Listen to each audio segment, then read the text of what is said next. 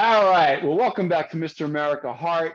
And we have right here the second part to my interview with the awesome lifetime natural bodybuilder, Mr. Ian Duckett. Mr. Ian Duckett here, by the way, before I let him speak, I want to let you all know, dear viewers, that Ian is a lifetime natural. He's a two-time Mr. British champion. He's a Mr. Europe. He's a world champion. He's a Pro-Am show winner. And he's competed 82 times from age 15 on up. And this man right here not only has done it on himself, but he's replicated it on other people. And if you catch the first part that we did together, you'll hear the story about his son, Lewis, and how he's taking it to the next level as well.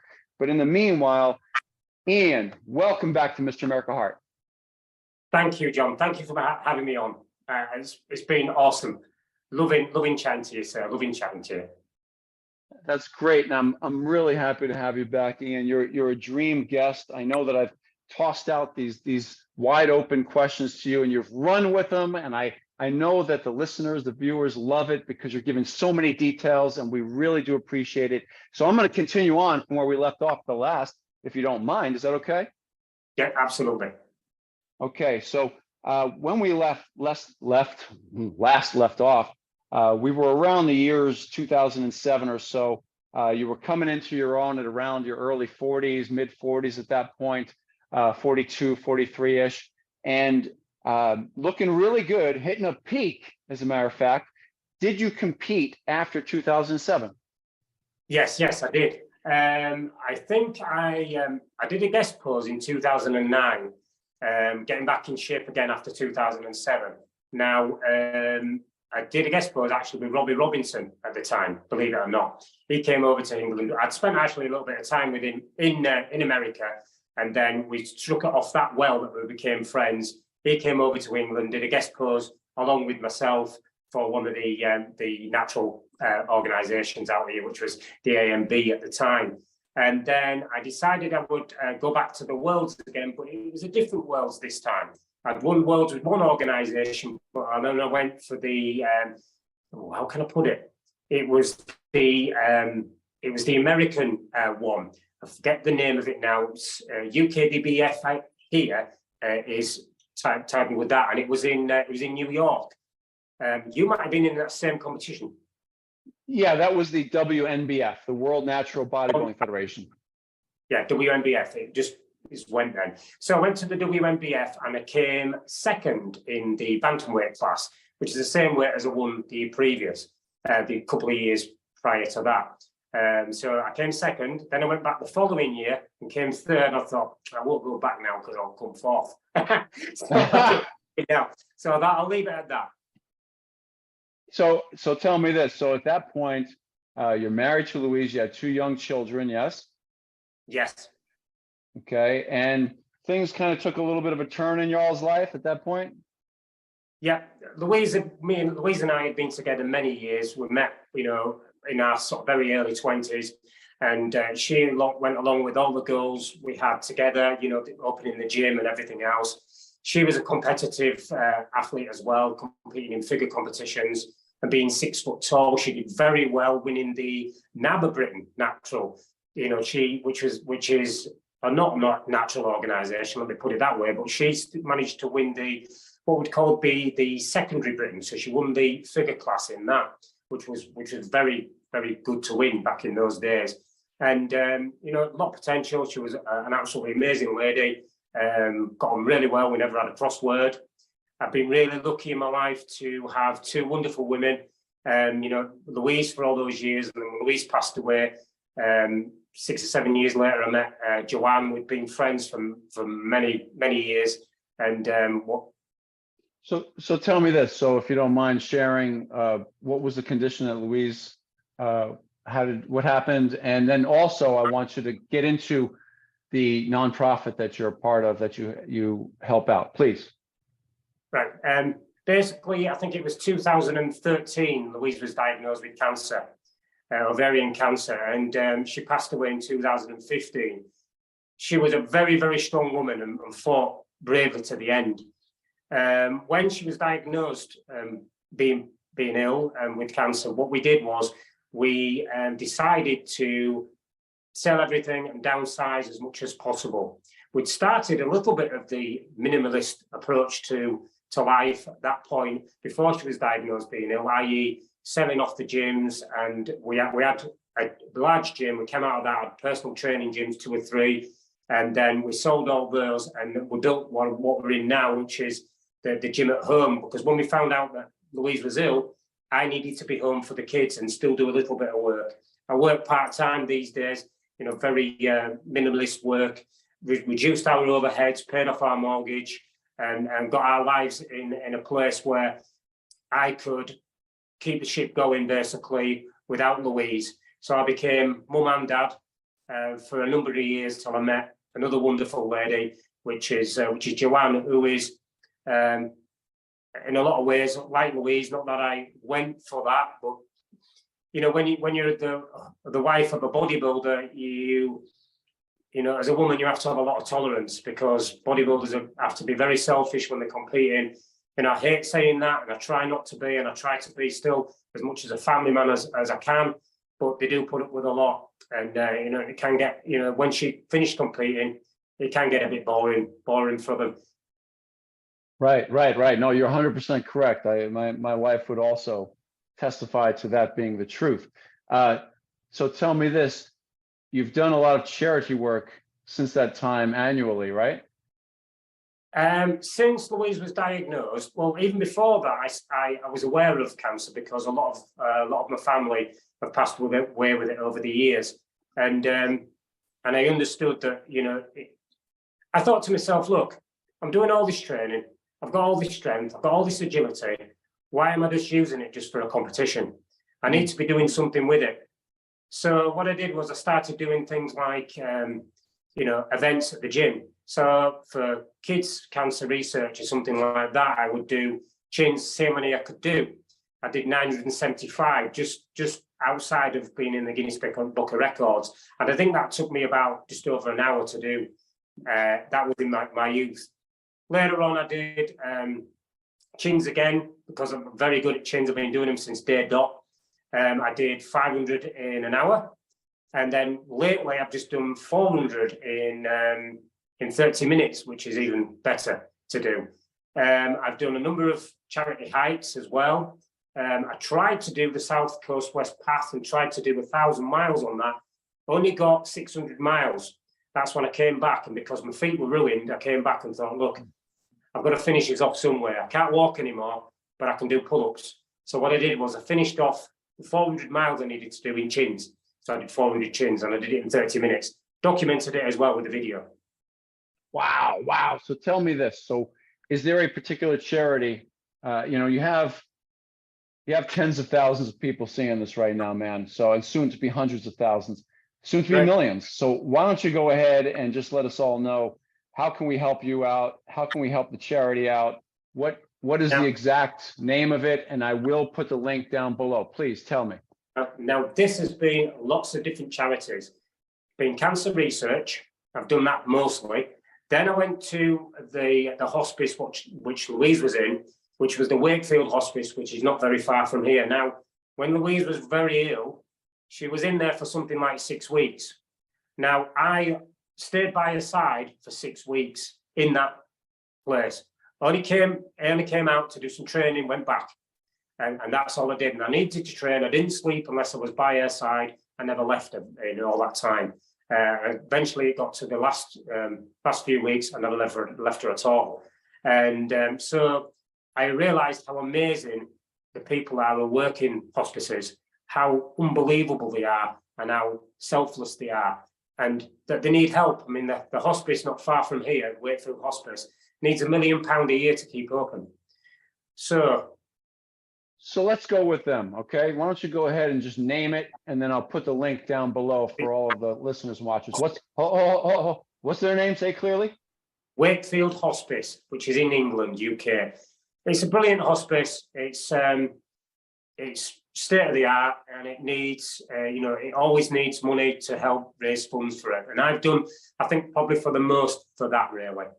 Raised quite 2,000 over the years.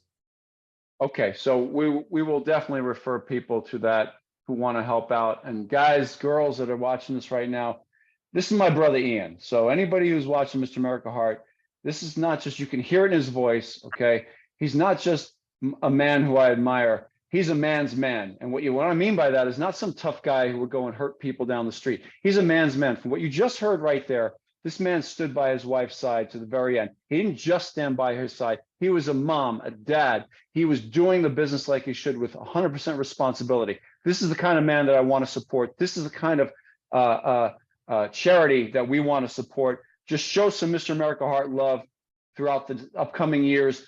Feel free. Go to that Wakefield hospice. I'll give the link down below for sure. Go there to the link. Send them some good money. Make a seed offering, okay, on a future harvest in your own lives, okay? So that's what you do, okay? You never know when you might need help yourself down the line. Okay, look, Ian, here we go. So I'm going to move on right now. So as the years go on, we're going past 2015 now. You have a beautiful young lady in your life right now, Joanne. What is her last? Well, I assume her last name right now is Duckett. Is that right? Yes, yes. She was Joanne Todd, and now she's Joanne Duckett. We got married just after I got back from the trail last year. So when I came back from the trail, I proposed to her because she's been a wonderful, wonderful friend, and what friendship turned into, you know, absolute love. You know, when I lost Louise, I was absolutely devastated, obviously. You know, bringing the kids up and things. I have Molly as well as Lewis. You still end up being very, very lonely. And I was still a young man. You know, Louise passed away just before her 51st birthday, and I would have been coming up to 48, 49 when she passed away. So I was still a young man, really. And I was very, very lonely, and what turned from friendship into love. And Joanne is, again, just a fantastic woman. I've been really lucky in my life to have two of the most amazing women who just so, yeah. So listen, I don't want to interrupt you too much, but she also seems to have a lot in common with you. I mean, it seemed like it was such a natural fit. I'm going to throw up some pictures of Joanne that, again, are just amazing. She's a competitor. She's also a power lifter like yourself. She competes in cycles throughout the year like you did and are. She hikes with you, all of that. Tell us how has she done, and how do you help her out? What do you find is the best part? Now it's sort of like you support her as well, right? In competition? Yeah, I support her in competition. Yeah, very, very much so. You know, because she's living the years back from me. She's quite a bit younger than me, I would say. Just thought I'd get that in. She's probably 13 years, obviously younger than me by about 13 years. So she's in very good shape. She won the Miss Britain over 40s figure twice in the natural organisation. So she's got a very good figure.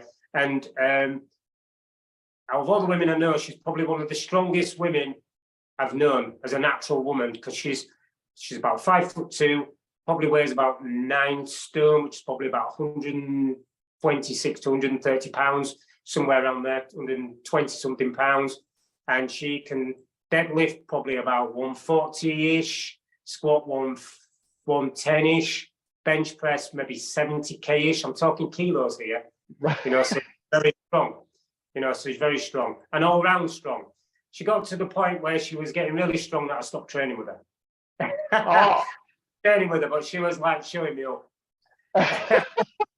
So that's funny, because I was going to ask you what were your best numbers ever, and I know one thing that we kind of slid on past, which I was going to bring up, and I want to get 100% back to Joanne, is that you had an injury back in the day, quad injury during the era with Louise, that there was a stressful time. Please share with us what happened and how that affected you over the years. Right. Let me put it this way. This point now in my life, I don't have any injuries apart from a little bit of a achy shoulder. All my joints are, touch wood, all my joints are in good shape, and I have lifted for my size, incredibly heavy over the years and hard. But I think it's because I've not done a lot of volume, I have kept the sets quite low. I've not trashed my body as much. And I've always kept to what I'd say is a good value of exercise. I.e., what I mean by that is not too strict, but not cheating too much, but a good value where I can lift enough weight with a slight amount of body English, which is safe and directed to the muscle I'm trying to work. So that was that. But I had a really bad injury it'll be in 2014 when Louise was really ill. She passed away in 2015. So when she was back and forth from hospital, I couldn't believe that somebody so good could be obviously struck down with it. And a lot of people go through hardship and heartache, and everybody loses somebody at some point. And but it never really happened to me up to that point. You know, I'd lost grandma and things like that, but somebody so close and somebody who I was so in love with, it was really hard for me to deal with. And I had a lot of anger with it.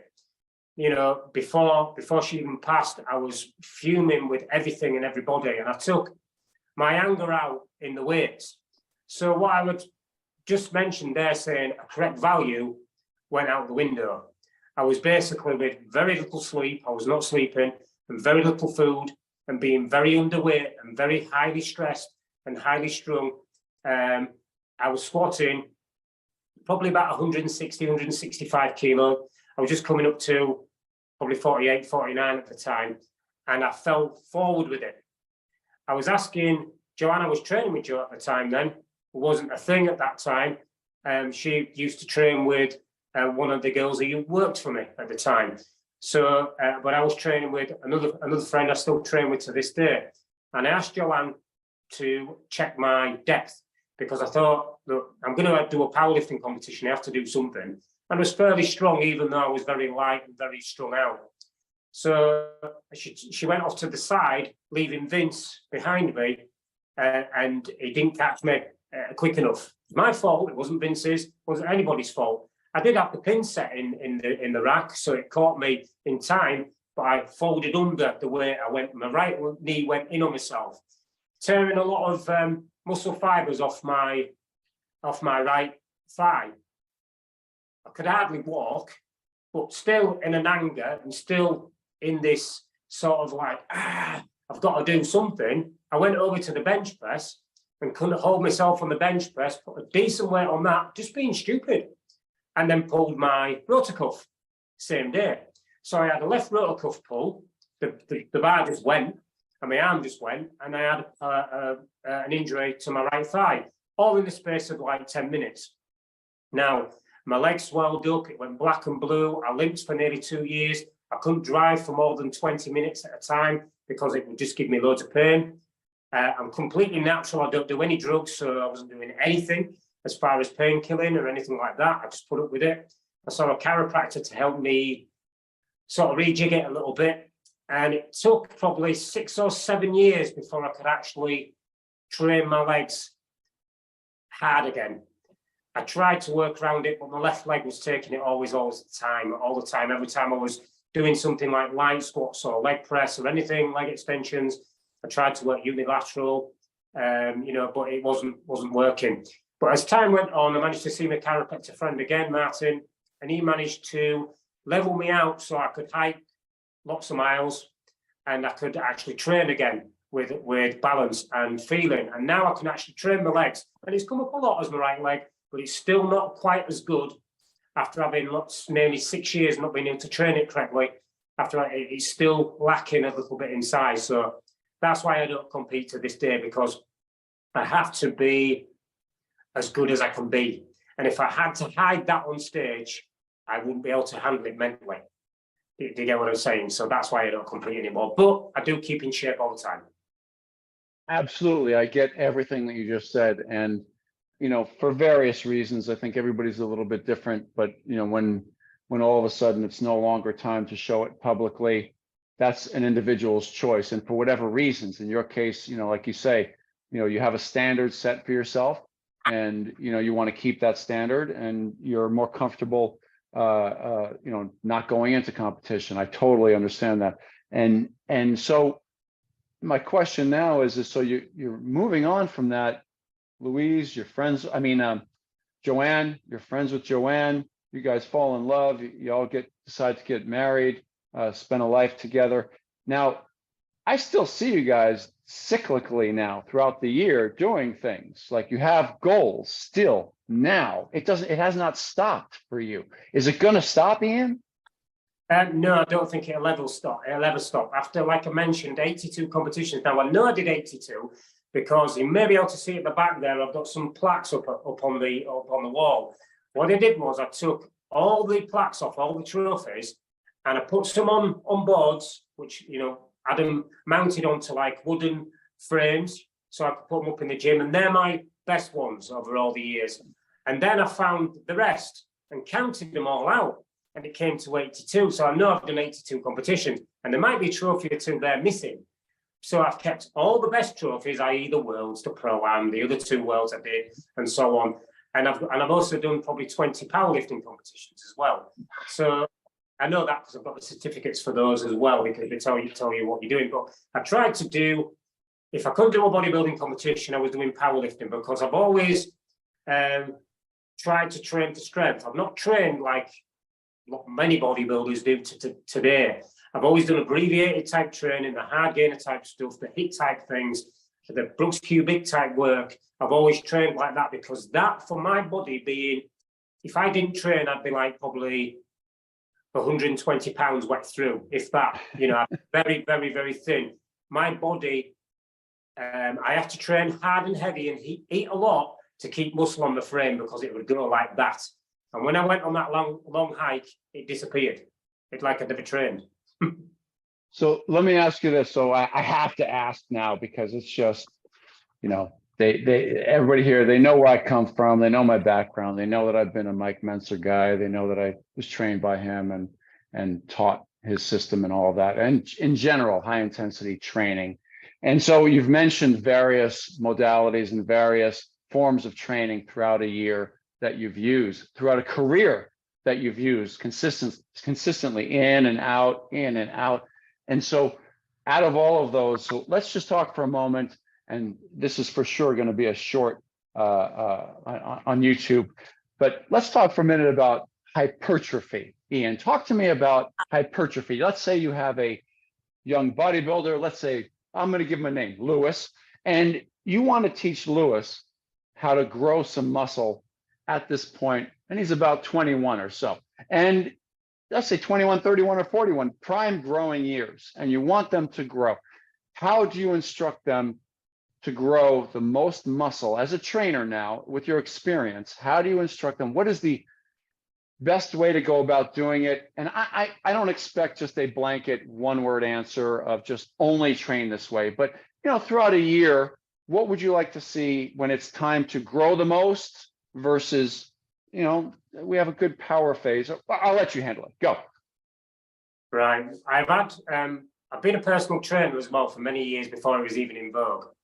And if somebody were to come to me, and this has happened many times, if somebody were to come to me, a young man, and they want to put on as much muscle as possible, and they want to alter the body composition, I would put them on a high intensity all body routine, which is, I've had my best gains in my life from doing that type of training. And every year now, even now, it's funny we mention this now, because I've only just been looking at my old diaries thinking, I've got a little bit too lean, I need to put some size on. So what am I going to do? I'm going to start tomorrow with my high intensity HIIT all body routine, because if I do that for 6 to 8 weeks, it'll give me a lot of muscle back. So, well, tell me this, Ian, how many times a week are you going to do that full body routine? I'm not going to even put it into a week. I'm going to train a day and then rest 3 to 4 days. So it'll fit into 8 or 9 days, whichever I feel. And I've done this with clients. Young men have come to me and they've wanted training now. And I always say, look, if you want to change your body, the main thing, the catalyst to it all, is not the diet, it's training. If you train hard, your body will change on Skittles. It'll change on Skittles and chips. It will. You just, that is the line right there, Skittles and chips. So look, how many exercises in that one full body routine would you use? At the most 12, probably around, and then drop it as time goes on, probably down to about 8 sets. And that's what I did throughout my career. And of course, the big question, how many sets? 1 set per exercise, and keeping it to the big basic movements. Because the simple reason is, if you've got 1 set and you're using the same exercise and you're keeping it to the basics and you're keeping all the variables the same, it makes it easy to make progression. So if you've got 10 reps with it 1 week and you get 12 with it the next, and you add weight to the bar, that's basic progression, progressive overload, and that's all I want. And if you train that client hard enough, i.e. beast them like they're on the floor at the end, they will grow, because the body has no other way to do this. It has to be pushed so hard that it will grow. So would you also throw them into a slight caloric surplus to allow for that growth, or is it just leave them at, depending on their body fat? To begin with, this is what I do, and this is how I felt it, right? So if I'm going to start this tomorrow, tomorrow, Saturday, yeah? If I'm going to start this tomorrow, I'm going to eat the same as I'm eating. So my diet is not going to change. First of all, I will train really hard, and the first thing I notice is I get leaner. I get even leaner to begin with. Then I will start to increment my calories going up. Okay, start adding it up about 300 a week. Now, I don't really count calories, but it's very easy for me with my baselines. Remember me saying about baseline? So it's quite easy. All I'll do is maybe at the evening meal is add another egg, maybe maybe have an extra protein drink. That's all I need to do to boost it up to about another 200 or 300 calories. I might have an extra piece of fruit. So if I've been having 2 bananas and an apple, I might have 2 bananas and 2 apples. I just slowly increment the food, keeping it going up, and keep training hard, and keep meticulous notes about how I did the set, what rep ranges it was, what weight are we using, and try and improving strength, simple as improving strength and working as hard as possible. Now, sometimes I might go like a little bit more intense, i.e. doing the odd negative. Again, I'll note them. If I feel like I want to shock, I'll do it even harder. But generally, it's to complete positive failure. If I'm training a client, I just knock the hell out of them and get them to grow. Then when they feel good again, they'll go again. And if they don't feel right, I might have a backing off workout where I go a couple of reps shy of failure. When they're good to go again and they've recovered and their nutrition is good, and I've honestly seen some clients who were not wanting to change their nutrition habits at all, i.e. they were eating just normal, but yet they ended up from fat and soft to muscular and ripped, just from training them hard. So let me ask this then. So we're talking about, I initially asked about someone in their prime growing years. So now let's move that on to, we have a gentleman or a lady come to you and she's 48, 58, 68 with the same goals. Is it possible? Can they grow some muscle? The training that way? Now, they'll love me mentioning this, because when they watch this, they will be absolutely awed that I've mentioned them. Look, I've got 2 of the greatest friends ever, mine and Joanne's friends, called Sarah and Glyn. Now, Sarah will be 51-ish, I think, 52, and Glyn has just turned 50, right? Well, they're in the 50s, say, like that. And they are some of the hardest training clients I have ever had. I'm going to have to get pictures of them, of course. Will you please share them? Right, they're the hardest training clients I've ever had, right? Look, Sarah's a solicitor. She's a very well-to-do lady. You wouldn't think she could train as hard. If you looked at her, you would think, no, there's no way that woman's going to work that hard. But honestly, I have flogged the hell out of them, and they are unbelievably intense in how they train. And you know what? They always come back for more, and they love it. They absolutely love it. Now, they're wanting to go through they've gone through quite a rough period the last few years. And I'm not saying anything out of turn here, but they're not in as best shape as they have been.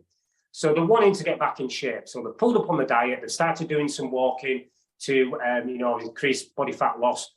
And they said, look, what can we do to get in the best shape we can be? And what's going to burn the most calories? What's going to change our bodies the most? straight away. High intensity HIIT. And they do twice a week. But we alternate it. They might do a Monday, they might do a Thursday, they might do Tuesday, they might do a Friday. So we open it up quite a bit, depending, you know, now how close it is versus me working them really hard. And I probably do eight to 10 exercises for them, and it's all to failure. So it might be leg, and I do a lot of pre-exhaust with those, rather than the big basics. Look, they're not wanting to deadlift. Sarah will squat, whereas Glenn will leg press more than he would squat. He gets better. He's better suited to that movement, whereas Sarah's good at squatting. She's very strong in her legs. They'll do leg extension with something like, you know, we've got like a plate loaded one. They might have 60 kilo on it and a band. So a lot of weight, and they'll go that to failure, 15 to 20 reps, and then straight onto leg press, and then straight from leg press to pull downs, from pull downs to bench press, from bench press to so on to maybe a lateral raise, then a shoulder press on the squat machine here where you can stand and press it. So they go to absolute failure on everything, and very little rest. So both of them get through a workout in probably 30 minutes. That's two of them. So that is awesome. So do you use this with Joanne as well at this point? No, Joanne is at the present training for a powerlifting competition. So what she's doing is she's got on like what we call an Ed Cullen type routine, which is basic periodization. Because we're big fans of Cullen anyways. He's a brilliant guy, and it was obviously the strongest powerlifter going. But she loves that, where she starts 12 weeks at a weight and then slowly increments a weight and then adds up like that. If she was getting ready for a figure competition, she'd still keep with the heavy basic, because Joanne very, very strong. She'd still keep with the heavy basics, but she would, again, not too many sets. You know, she has done the HIIT stuff. Don't get me wrong, she has done it and does like it. And there's been times when I've put people through HIIT workouts, look, they just don't suit it. Yeah, the mindset is different completely. When you have to take something to absolute failure, it's a different mindset. Powerlifting and bodybuilding, two different mindsets. You've got, with powerlifting, you've got fear of the unknown, fear of going for a heavier weight, and that's a key to that. You know, and your style has got to be bang on, and your execution of the exercise has got to be perfect. And you've got fear of new weights, especially as you're getting older. Whereas bodybuilding is, obviously, you've got to be able to put up with the pain and the intensity, and you've got to be able to eat right and everything else. So you've got two things completely different there. And it's nice to have a break from either. And that's what I've done throughout all my career. Wow. Wow. Oh, Ian, I mean, this has been a blessing. I'm going to tell you right now. Okay. The amount of information you just dropped in the course of the past couple hours. I mean, you know, between these two, about an hour and a half worth of video we've been running here, between these two parts that we're doing, the viewer, the listener, I hope you're getting a lot out of this right now. Ian, do you have a website you'd like to mention right now? Again, I'm going to put down below the links, but you can go right ahead and mention it, please, where people can contact you or get any of your products direct from you if you sell them direct from you, please. I'm very minimalistic these days and don't work a great deal, but I do put out a book now and again, because putting out a book allows me to get in really good shape and to help other people who are getting older. So because look, the age journey is really hard to deal with, and all the years you've competed, and you know, people don't seem to mention it too much. You know, you might see some really good bodybuilders, and as they get older, because they're not as good as they were in the prime, they're frightened to showcase what they're doing now, because it's nowhere near. But that was then, and this is now. So I do try and write a little bit as far as, you know, to help people as they're getting older. And so my main books are on Amazon. Just basically search my name on Amazon and they'll come up. I used to have a website. I don't run that anymore because I try and keep things really cool at home, and I don't work a great deal these days. I'm sort of semi-retired. What else? I generally use Instagram the most. I like Instagram more than I do Facebook. If I'm putting anything on, like the odd video of a workout or anything like that, or something like I'm having a chat, or I'll even mention, obviously, put a link on Instagram to this, and that is Old But Strong. It's basically Ian at Old But Strong. So if you Instagram that is it. And that was Old But Strong stems from probably my groundbreaking book, I would say, which was my comeback book after not writing for many years, which covered Louise passing away, how I struggled with that, and how I turned it round into a positive, and how it can help other people in case other people are going through that, because everybody does. Look, I'm not the only person who's lost somebody. Everybody loses somebody, and it's how you deal with it, and you never get over it. You just learn to live with it. Yeah. And that's. Well, I'm going to tell you, Ian, I was going to ask you, did you have anything you'd like to share with any of the viewers? But man, you're rolling with it all on your own right there. Please go on. I don't want to keep interrupting you. Go on. Anything extra you'd like to share with them going forward? It's no problem, John. I love, and I try and help people as best I can. That sounds really cliche and cheesy, but it's not. I do try and help people as best I can, and I do answer a lot of questions on Instagram. People message me all the time regarding they're getting ready for a competition, or what do you think of this training routine, or if you was to, like we mentioned earlier, if you was wanting to gain size, what would you recommend? And I always recommend the HIIT type things or the low sets. I've got some good friends which I speak to, like yourself, through Instagram. I speak to like Brooks Cubic quite a lot. He's a brilliant guy. He's been a mentor over all these years. Learned a lot off Brooks, and I think a lot of people can learn a lot off him. He's a few years older than me now at 65, but he's still crushing it, and he's still the man. Favorite bodybuilders were Bill Pearl and Lee Labrada. You know, I've met many of them, which has been fantastic. So I've had a really good innings, let me put it that way. I've loved my life in bodybuilding and still going to enjoy it as much as I can. Still am. Wow, Ian, you have been, I think, the guest of the year. It's been so much fun talking with you. And I want to thank you from the bottom of my heart. I know that the viewers are going to get a lot out of this, and especially guys, girls, get a hold of Ian's books, okay? Everything, Old But Strong. He's got 14 books he's written, right? 14? 14 I've written, but I've got probably 6 or 7 on Amazon, because they're the ones which are very substantial, let me put it that way. Some of them might be in old booklets and things like that I might put up years ago, but I've kept it just to the basics. I've kept it to the best books out there, really. And they're my favourites. They're the ones I really enjoyed writing. I'd more fun writing than anything. You know, I absolutely love doing them. And it comes through the page. All right, Ian. Well, listen, brother, I want to thank you. I appreciate you, and thank your wife for her contributions, of course, to the pictures, the information through you. Someday we'll get her on as well. I really appreciate you both, and all the best to you, my brother. And we'll be talking soon. We're going to do this again. Thank you so much. Really appreciate it. All right, brother. Talk to you soon. Bye. Thank you so much. Been great speaking to you, John. Take care. Thank you very much.